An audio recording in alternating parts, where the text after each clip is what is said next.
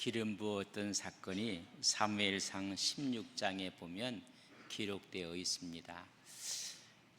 사울을 왕으로 세운 것을 후회하시고 하나님께서는 이새의 가정에 가서 그 아들 중 하나에게 기름을 부으라, 사무엘상 16장에 있는 말씀입니다. 근데 기름을 부을 때 첫째 아들, 둘째 아들을 보고 사무엘이 기름을 부으려고 할 때 하나님이 막습니다. 장남이 아니라는 것입니다. 차남도 아니라는 것입니다. 그래서 어디까지 가느냐면 모여있던 아들 7명까지, 7째까지 갔는데 하나님의 허락이 떨어지지 않습니다. 하나님이 보시는 관점에 대해서 사무엘상 16장 7절에 이렇게 기록했습니다. 여호와께서 사무엘에게 이르시되 그의 용모와 키를 보지 말라. 내가 이미 그를 버렸노라. 내가 보는 것은 사람과 같지 아니하니 사람은 외모로 보거니와 나 여호와는 중심을 보느니라. 아버지도 외모로 자식들을 본 것입니다. 사무엘 하나님의 선지자도 사람을 외모로 봅니다. 여러분, 하나님만이 마음 중심을 보십니다. 사무엘이 엘리압을 보자 벌떡 일어나서 기름을 부으려고 했을 때 하나님이 막은 내용입니다. 너 외모 보지 말라, 용모 보지 말라 라고 이야기합니다. 우리나라 사람들은 용모에 대한 컴플렉스가 너무 많다고 해요. 미국에 가면 이런 이야기를 해요. 한국 사람들은 왜 이렇게 잘 생겼는가? 전부 다 성형수술한 거 아닌가? 아니, 원래 본 바탕이 이렇다고 해도요, 하도 손을 댄 줄 알아요. 여러분, 하나님이 보시는 것은 외모 안 봅니다. 그 사람의 키 보지 않습니다. 그 사람의 경력 보지 않습니다. 하나님은 마음 중심을 보느니라. 그때 그렇다면 당신 아들이 다 여기에 있는 건 아직 하나 있는데 아버지 관심 밖에 있는 아들이 하나 있었습니다. 그 8번째 아들, 그게 다윗입니다.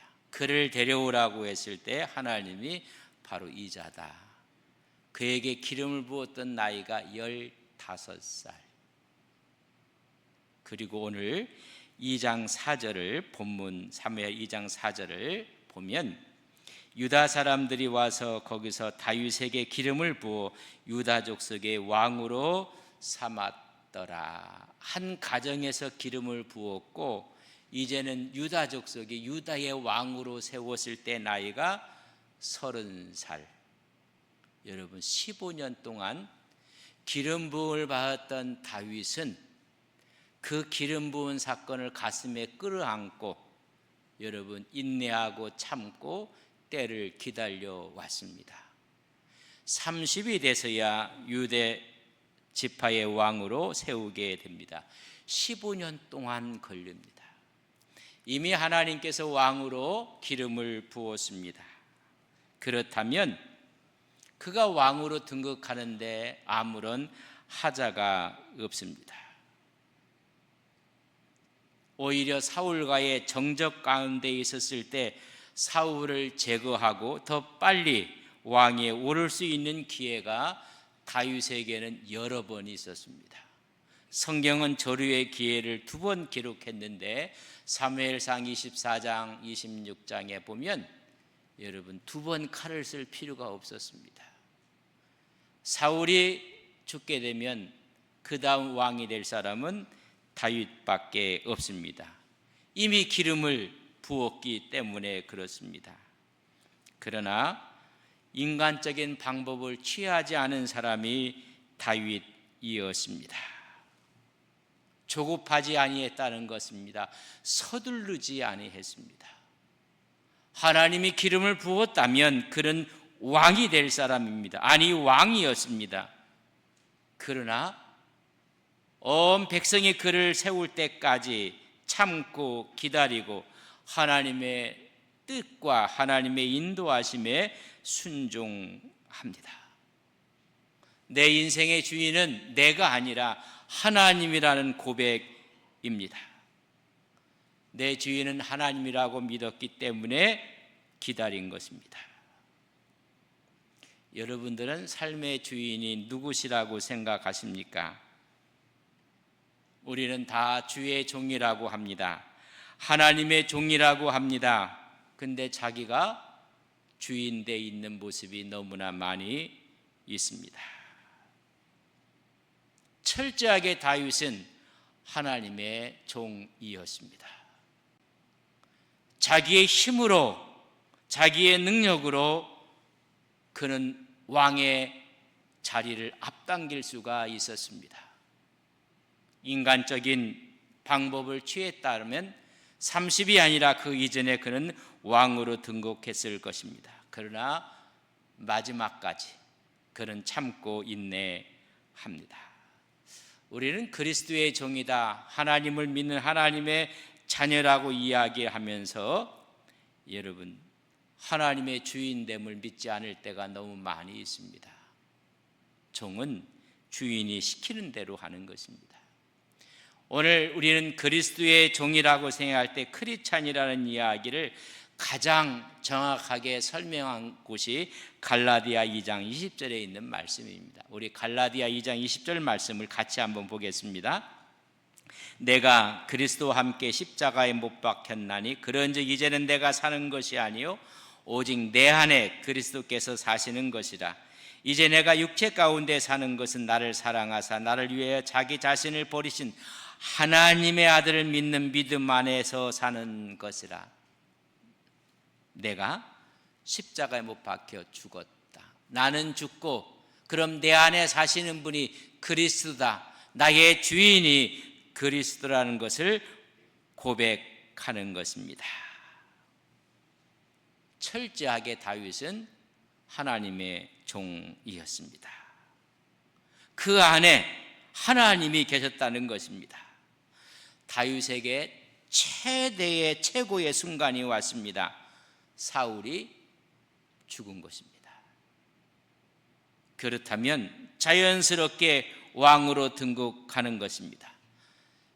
말 그대로 다윗의 시대가 왔습니다. 그 다윗의 시대가 왔을 때 그는 그 순간에도 나는 하나님의 종입니다. 내 마음대로, 내 뜻대로, 내 계획대로 일하지 않습니다.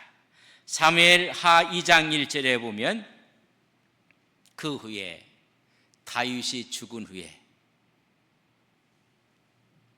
사울이 죽은 후에 다윗이 여호와께 여쭈어 아뢰되 내가 유다 한 성읍으로 올라가리이까? 여호와께서 이르시되 올라가라. 다윗이 아뢰되 어디로 가리이까? 이르시되 헤브론으로 갈지니라.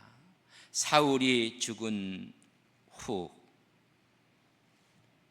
이제까지 15년 동안 하나님의 기름 부음에 대한 이 사실을 기억하고 가슴에 품고 살아왔던 다윗에게 말 그대로 기회가 왔습니다.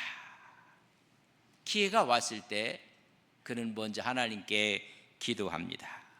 여호와께 여쭈어 아뢰되 내가 어떤 성읍으로 올라가리이까?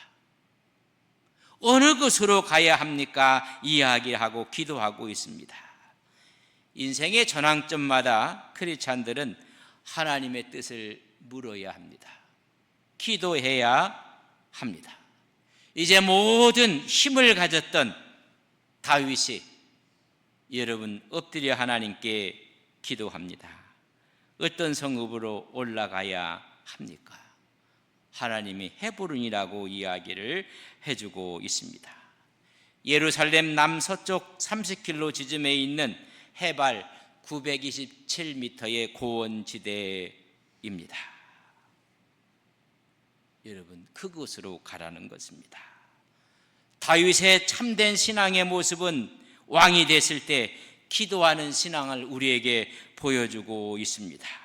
내 뜻이 아니라 하나님의 뜻을 구하고 있습니다. 항상 묻는 신앙입니다. 왕이 돼서도 하나님 제가 올라가리까? 이 전쟁을 해야 됩니까? 하지 말아야 됩니까? 항상 묻고 있습니다. 여러분은 어떤 일을 할 때 기도하십니까? 하나님께 묻고 있습니까? 내가 유다 한 성읍으로 올라가야 될 텐데 어디로 가야 합니까? 여러분 묻습니다. 신앙은 확신이 아니라 순종입니다.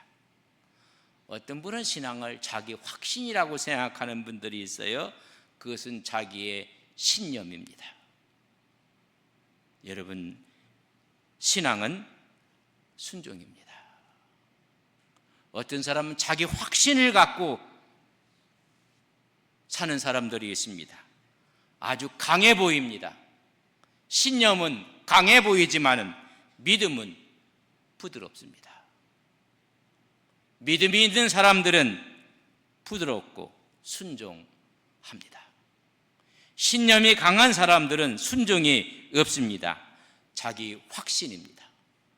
많은 사람들이 신념과 믿음을, 신앙을 구분하지 못합니다.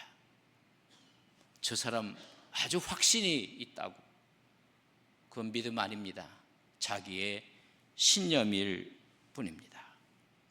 기도할 때 헤브론 위로 올라가라고 합니다. 헤브론은 중앙지대가 아닙니다. 중앙이 아닙니다. 남쪽 구석에 있는 산지입니다. 예루살렘으로 올라가야 될 텐데 헤브론 위로 올라가라는 것입니다. 구석진 산지로 가라는 것입니다. 아니, 오지로 올라가라는 것입니다.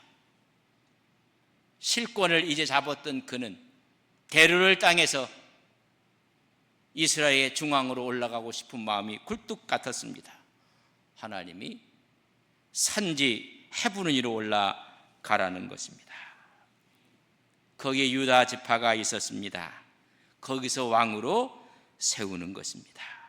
거기는 헤브론 아브라함의 뿌리가 있는 곳이고 아브라함과 사라와 이삭과 야곱의 무덤이 있는 곳이 헤브론입니다. 이스라엘의 믿음의 뿌리입니다. 신앙의 뿌리, 그 자리로 먼저 올라가라고 말씀해 주고 있는 것입니다. 우리는 힘을 얻었을 때, 권력을 잡았을 때 하나님은 중앙부대를 말하지 않습니다. 너희의 신앙의 뿌리가 있는 그곳으로 올라가라고 이야기를 해주고 있습니다. 그곳 가면 유다 지파가 그에게 기름을 붓습니다. 그러면 나머지 지파 11지파가 어떻게 되는 것인가? 여러분, 11지파에서도 왕으로 세우는 사람이 있습니다. 이제는 한 나라 이스라엘에 두 왕이 생깁니다. 유다 지파에 세운 다윗 왕이었습니다. 그리고 사울을 따랐던 사람들, 사울의 사령관이었던 아브레를 중심으로 해서 11지파가 모여서 여러분 마하나임 사울의 아들을 왕으로 세우게 됩니다. 2장 8절과 9절에 보면 이렇게 기록해 놓고 있습니다. 사울의 군사령관 넬의 아들 아브렐이 이미 사울의 아들 이스보셋을 데리고 마하나임으로 건너가 길르앗과 아술과 이스라엘과 에브라임과 베냐민과 온 이스라엘의 왕으로 삼았더라. 유다의 왕 다윗, 이스라엘의 왕 여러분 이스보셋, 두 왕이 존재하게 됩니다. 다음 주에는 이 다윗과 사울 왕가의 이야기를 말씀을 드릴 것입니다. 여러분, 우리 하나님께서 산지로 올라가라고 해서 산지로 올라가는 모습을 봅니다. 기도해서 하나님을 따르는 사람을 따르는 유다 지파와 세상의 질서를 따라서 힘의 논리로 11지파가 세웠던 왕가의 두 왕가에 대한 모습을 다음 주일날 말씀을 드리게 될 것입니다. 다윗이 왕이 됐을 때 우리는 첫 번째 기도하는 왕이었다는 사실을 머리에 두셔야 됩니다. 두 번째는 우리가 3절 말씀에 보면 본문에 이렇게 기록했습니다. 또 자기와 함께한 추정자들과 그들의 가족들을 다윗이 다 데리고 올라가서 헤브론 각 성읍에 살게 하니라. 이제는 사울이 죽은 후에 헤브론으로 올라가는 모습을 기록하고 있습니다. 혼자 올라가지 않습니다. 그와 함께 했던 모든 자들 다 데리고 올라갑니다. 따랐던 사람이 처음에는 400명이었지만 600명으로 늘어났습니다. 그 가족들과 함께 다 데리고 올라갑니다. 지도자가 됐던 다윗은 자기를 따랐던 사람들을 끝까지 책임지는 모습을 볼 수가 있습니다. 성공의 자리, 왕권을 이제 집어진 다윗은 혼자 가지 않습니다. 자기가 어려웠을 때, 도망자 시절이었을 때 함께했던 사람들, 그들을 다 데리고 올라갑니다. 여러분, 이 사람들이 어떤 사람인지 아십니까? 성서는 이런 사람들을 이렇게 기록했습니다. 사무엘상 22장 2절에 보면 여러분, 다윗을 따랐던 사람들의 모습입니다. 환난 당한 모든 자와 빚진 모든 자와 마음이 원통한 자가 다 그에게 모였고 그는 그들의 우두머리가 되었는데 그와 함께한 자가 400명가량이었더라. 처음에 400명이 곧바로 600명으로 불어납니다. 근데 그를 따랐던 사람들이 환난당한 자, 빚진 자, 마음에 원통한 자, 보통 사람들이 아닙니다. 만약에 이들과 함께 왕권을 갖고 올라간다면 정치적인 부담을 느낄 수 있는 사람들입니다. 그래서 기회만 되면 사울을 죽이자고 이야기했던 자들입니다. 그때마다 다윗이 하나님이 기름 부은 자를 해하지 말라고 막았던 모습을 우리는 기억합니다. 마음에 원한이 있는 자, 원통한 자, 환난당한 자, 건들면 터질 것 같은 자들이 다윗을 따랐습니다. 도망 다녔을 때는 한 가족처럼 이룰 수 있겠지만은 이제는 권한을 잡고 있었을 때 이들이 어떤 부담으로 돌아올지, 그러나 그들을 마지막까지 붙잡고 갑니다. 공동체 중심의 사고를 가진 것입니다. 헤브론 각 성읍에 그들을 살게 합니다. 여러분, 참 힘든 사람들입니다. 참 다루기 어려운 사람들이었습니다. 그러나 그들이었기 때문에 자기들의 생명을 담보로 해서 다윗을 따라 나선 것입니다. 죽음도 불사하고 다윗을 따랐던 사람들입니다. 다윗이 어려웠을 때 버팀목 역할을 한 사람들, 그 사람들을 끝까지 책임지는 모습을 보여주고 있습니다. 왕이 된 다윗은 먼저 하나님께 묻습니다. 하나님과의 수직의 관계, 하나님을 의뢰하고 주인으로 모십니다. 두 번째, 다윗은 사람들을 책임지는 그 사람들을 가슴에 품고 있습니다. 수평적인 관계는 사람을 품고 책임지는 것입니다. 많은 분들이 수직의 관계는 잘하는데 수평의 관계가 무너진 사람들이 너무나 많이 있습니다. 하나님께 기도하고 사람을 가슴에 품습니다. 성공의 자리에 함께한 사람들, 끝까지 다윗은 그들을 책임지는 신앙의 모습을 보여주고 있습니다. 사람들이 어려울 때 함께했던 사람들, 그러나 사람이 성공하고 힘을 갖게 되면 버리는 경우가 너무 많습니다.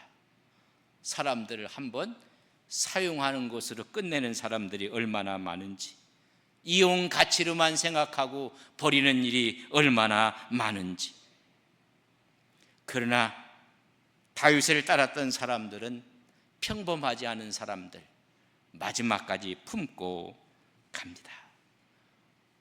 오늘 본문 말씀에 보면 또 한 가지 중요한 이야기를 합니다. 은혜를 기억하고 은혜를 갚는 다윗의 모습을 볼 수가 있습니다. 사무엘하 2장 4절 하반절에 보면 어떤 사람이 다윗에게 말하여 이르되 사울을 장사한 사람은 길리앗 야베스 사람들이니이다. 여러분, 사울이 벽산 절벽에 그의 시신이 걸려져 있었습니다. 그의 머리는 이미 잘라져 나가서 다곤 신정 앞에 받쳐지고 말았습니다. 비참한 모습을 보고 야베스 사람들이 가서 장사를 치러주게 됩니다. 길보앗 전투에서 사울이 죽습니다. 그의 사랑했던 아들들이 또 죽습니다. 비참한 모습입니다. 그런데 생명을 걸고 사울의 시신을 걷어서 장사를 치르게 됩니다. 사무엘상 31장 11절에 13절에 보면 좀 긴 말씀이지만 길리앗 야베스 주민들이 블레셋 사람들이 사울에게 행한 일을 듣고 모든 장사들이 일어나 밤새도록 달려가서 사울의 시체와 그의 아들들의 시체를 벳센 성벽에서 내려가지고 야베스에 돌아와서 거기서 불사르고 그의 뼈를 가져다가 야베스 에벨 나무 아래에 장사하고 7일 동안 금식하였더라 라고 이야기해 주고 있습니다. 그의 시신을 걷어서 정성스럽게 장례를 치른 사람들, 길리앗 야베스 사람들이었습니다. 왜 이렇게 그들은 생명을 걸고 장사를 치러졌을까? 사무엘상 11장 이하에 보면 요 야베스 거민들은 므낫세 반지파 유단 동편에 있던 사람들이었습니다. 그때 암몬 족속이 쳐들어옵니다.